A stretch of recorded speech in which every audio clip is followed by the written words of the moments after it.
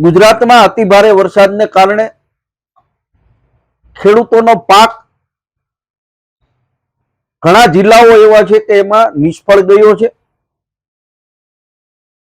ગુજરાતના 15 જિલ્લાઓની અંદર 140 ઇંચથી વધારે વરસાદ થયો છે। કેન્દ્ર સરકારે આ નુકસાનીના સર્વે માટે કેન્દ્રની ટીમને મોકલી અને આજે 3 રાજ્યોને 675 કરોડ રૂપિયાનું પેકેજની જાહેરાત કરી। એમાં 600 કરોડ રૂપિયા ગુજરાતને ફાળવા છે। હું કેન્દ્ર સરકારને એના માટે અભિનંદન આપું છું।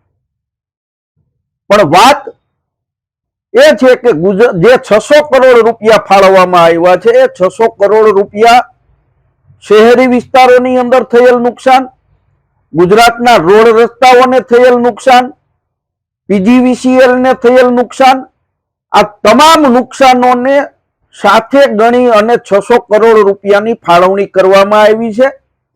કેન્દ્ર સરકારે કે રાજ્ય સરકારે આ અંગે સ્પષ્ટતા નથી કરી, પરંતુ હું અંદાજ લગાવું છું કે ખેડૂતોના ભાગે આ 600 કરોડમાંથી ફક્ત 200 કરોડ રૂપિયાની જ ફાળવણી કરવામાં આવશે।